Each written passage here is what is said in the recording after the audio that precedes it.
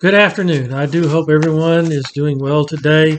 I'm Patrick Simpson, and for this week's discussion, I chose Ann Miles' article on Mary Dyer. And of course, as probably all of you know, Mary Dyer was the lady that eventually was hanged for her Quaker faith in Massachusetts.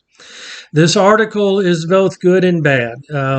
Where this article succeeds best of all is trying to understand Mary Dyer's motivation. Why was she willing to risk her life by constantly going into Massachusetts, leaving the safety of Rhode Island to risk her life, even though she had been threatened numerous times by the Puritan authority that she would eventually be hanged if she continued to cross into Massachusetts. The article does a good job in trying to explain what Dyer may have been thinking. The article includes Dyer's own words and to try to understand what motivated Mary Dyer. So on that level, this article works pretty well. The article, of course, also works very well on how do we view Mary Dyer.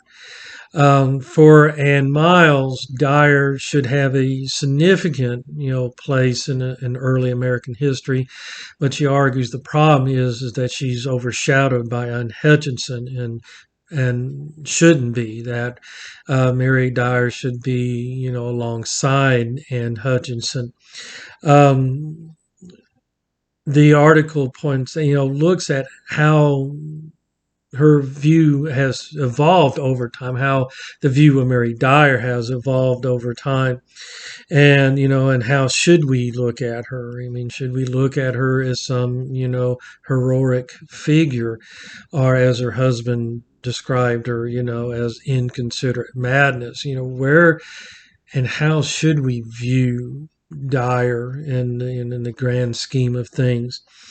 Um, Also, the article does a good job in arguing why there needs to be more research, that we really do not have, even today, a truly full story of who Mary Dyer really was. And then she hopes for more research and more scholarly work to be done.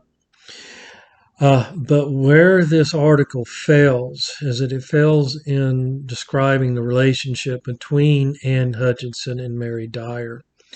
It takes on a very postmodernist, revisionist view at this point. And in the article, where she talks about this female allegiance over the structure of authority, Miles writes that I find this moment the closest thing we have to a lesbian scene. And I don't understand why that needs to be in there. And actually, in Miles's end notes, she actually adds a disclaimer to this comment. Well, I'm sorry, if you have to have a disclaimer, then it's probably not something that should have been added to the main context of the paper. She actually goes on, even in her endnotes, that she does not imply that there was ever any sexual relationship between Hutchinson and Dyer, although both arguably transgress norms of gender and desire in ways that current scholarship might define as queer. That Dyer's sacrificial act, in which talking about Dyer when Anne Hutchinson was banished to Rhode Island, Dyer's family had left with Anne Hutchinson, and she writes that that type of loyalty to another woman takes place within the lesbian continuum, and I just don't understand the reason for this.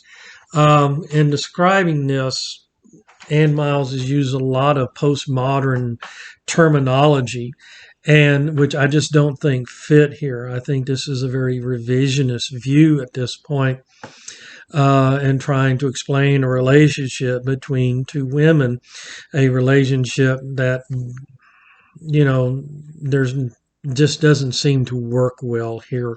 They may have been best friends, But beyond that, why add the rest of this? It just doesn't really fit with the rest of the article. And so this is where I think the article fails. But overall, it was still a fairly good article and is probably worth the time to read. Anyway, thank you very much, and I hope everyone has a wonderful day.